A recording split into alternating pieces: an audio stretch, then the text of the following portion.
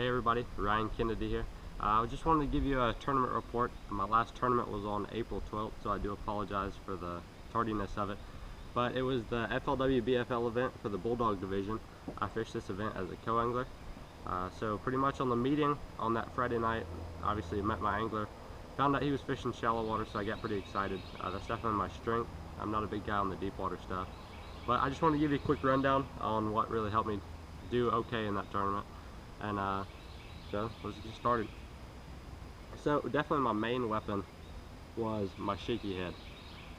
For shaky heads, I ended up using a War Eagle shaky head and the 3/16 ounce. There were basically two color heads that worked, and that was green pumpkin and brown. But it definitely was key that I used the 3/16 for skipping up under docks and getting where most of the guys hadn't really been that day. And surprisingly, I was kind of shocked on the color choice. Usually using a more complicated color or something, but the color that ended up helping me was none other than just regular watermelon seed. The worm that I was using is the Zoom trick worm, just the original trick worm, and nothing but watermelon seed. I did catch a few on watermelon seed with red flake and on practice. Here you go, the Zoom trick worm, just in regular watermelon seed. Now, another thing that I was throwing on my shaky head that actually skips a lot better than the trick worm is another product made by Zoom, and that is the Ultra Vibe Speed Crawl. Okay, these things are bad to the bone. I caught mine once again on watermelon red and watermelon seed, and lots of times what I would do if I was in a little bit dirtier water, it was on Lanier, so it was mainly just clear water, but in case it was a little bit of dirtier water or stain, I would take just an empty 22 cartridge shell and I would poke a hole right where the joint was to make it just kind of flap around a little more and put off some more vibration. Displace a little bit more water. Now, all these plastics I dipped in JJ's Magic. I did not use the chartreuse, I just used the clear.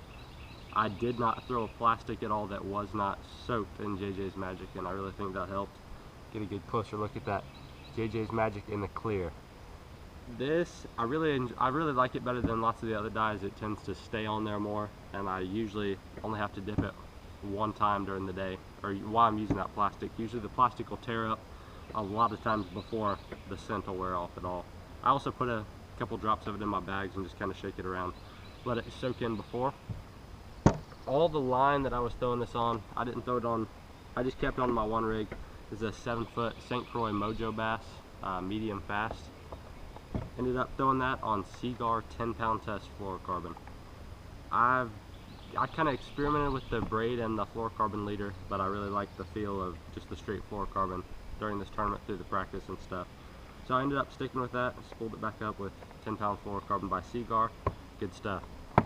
Now, another thing that really helped me was in the early morning bite. That's how I got a few of my key bites, and that was by throwing a square bill. I was throwing Strike King KVD 1.5 silent square bill. I tried the 2.5 out, but with the smaller bait that was in the area, the 1.5 definitely helped me, especially being in the back of the boat. If the guy up front was throwing the bigger baits, I could come right behind him with the smaller bait and catch his misses. Anyway, I had two colors that worked for me, and in the clearer water, I was catching them on green gizzard shad, and in the dirtier water, I was catching them on just a regular sexy shad. Both of these colors worked for me. I got most of my bites on the green gizzard shad. They throw really well. I really like them. It's definitely my favorite square bill. The 1.5 and the 2.5. Just that KVD series by Strike King. It's really good stuff. Come with good sticky sharp hooks and everything. But I was throwing that on 17-pound test monofilament. I know that may seem heavy to a lot of people, but I was chunking it into a bunch of laydowns and lots of dock cables around and stuff, so the line was getting pretty beat up.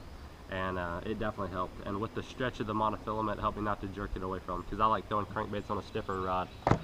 I was throwing that on a loose speed spool reel, and helped me launch it out there on a Veritas rod. And other than that, I mean, the crankbaits early in the morning and swapping the shaky head as soon as the sun got out, that really helped me get my bites. But the key roll was definitely skipping it up under there, and as far as scent wise, I mean, JJ's Magic did it for me. Anyway, I ended up finishing the tournament in 19th out of 139. Would have liked to do a little bit better, but you know, it definitely got me some good points. Moved me back up to 15th in the entire division. So I'm looking forward to the next event on Lake Sinclair down in Milledgeville, Georgia. and definitely look forward to using hopefully some of this stuff again and getting down there for practice.